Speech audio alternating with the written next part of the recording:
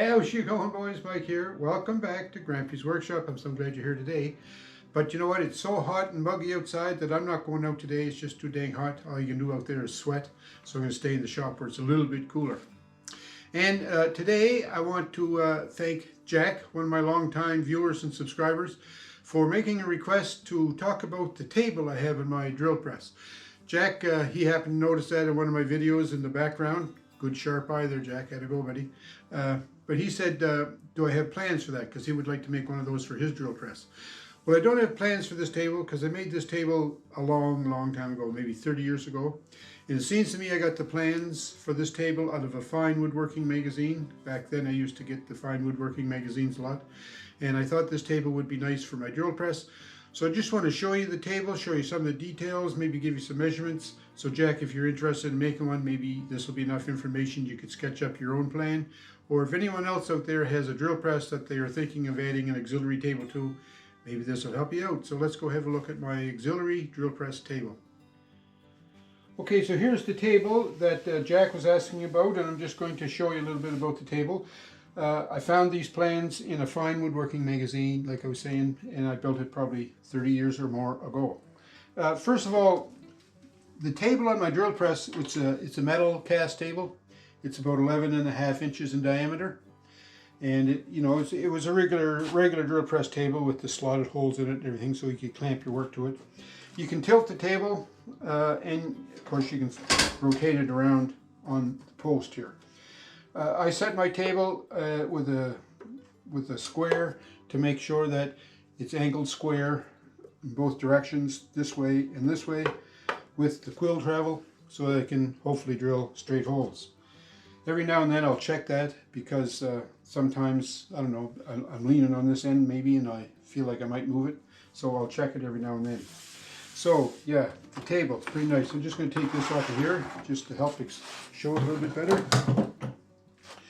The tabletop itself, it's 22 inches by 13.5 inches, but the table that you would create if you were building one of these yourself would be whatever size suited your drill press. The reason I went with this is because I wanted the center of the drill of the table to be in line with the center point on the quill here. So because it's only 6 3/4, then I was limited here in how much space I had, 13.5, because I set it right back here, hard against the post. This table, the actual body of the table is made out of 1/2 inch, well, we used to call it Ranger board, but it's high density fiber board. It's not like the particle boards you get, or like OSB like I have on my wall.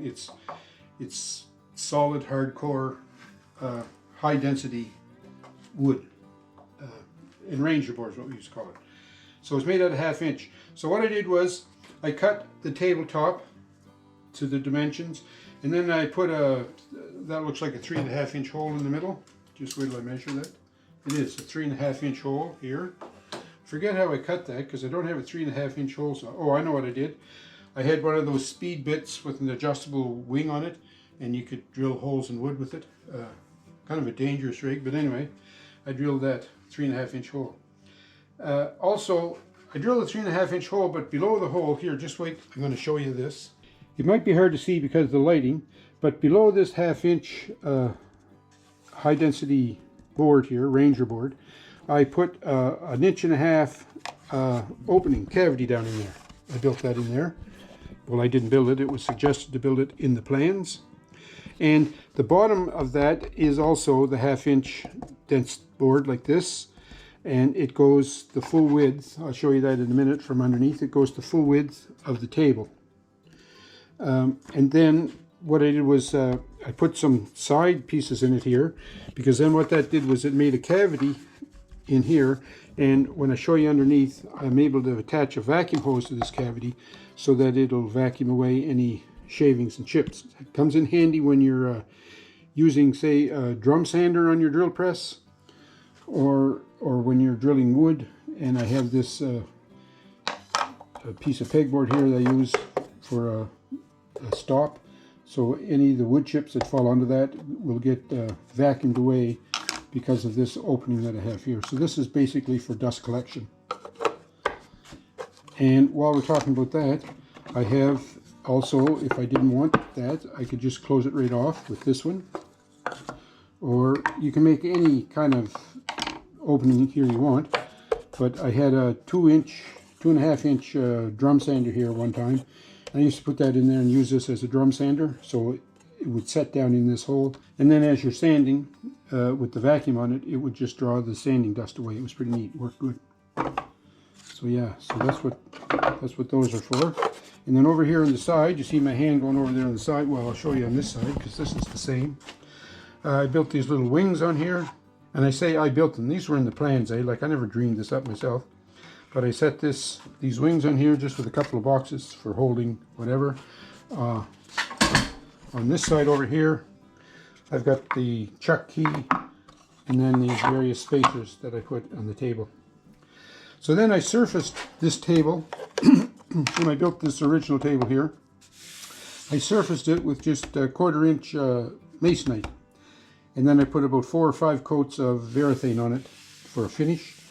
I also put an edge band around it. This is just pine, 1/4 inch thick, and I edged it with the pine, just, I don't know, to trim it up a little. So you see there's one of the fiber boards for the edge, the outside edge. So basically it was a square built, but then I put a couple of these pieces inside to create this aspiration channel. If you look underneath here, these drop ears here, they're just made out of the 1/4 inch masonite, and then these wings are attached to them with screws from the back. You see there, and the same on this side. And then this is where it's attached to the drill press table, and I just have some lag bolts put in there.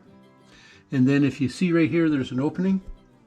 I drilled that opening so it would fit, so my vacuum would fit in there. So I just stick my shop vac in there. When I turn my shop vac on, then this becomes a dust collection port here. So yeah, this turns out it's quite functional.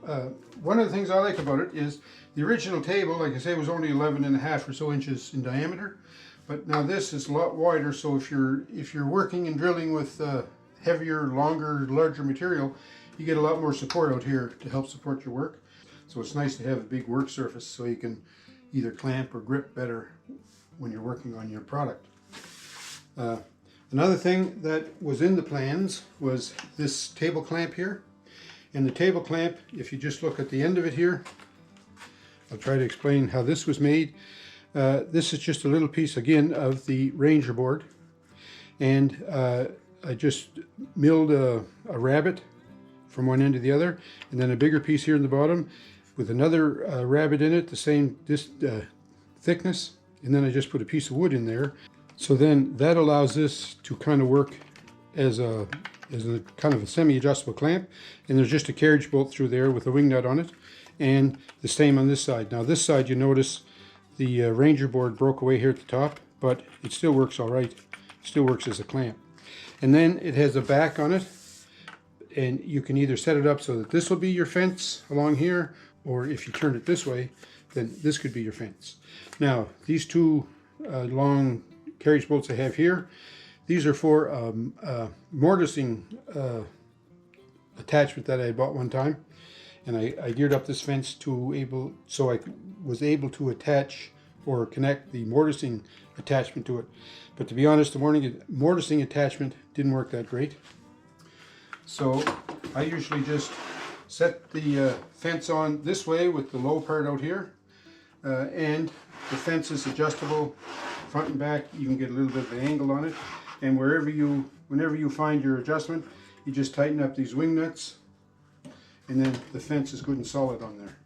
So yeah, that's my drill press table jack. I hope you like it, and if you're interested in making one, I'll give you a few more measurements here just for your own curiosity. The wings are 4 inches wide, and they're as long as the table is, which in this case is 13.5 inches. The drop down ears, they're 7 inches.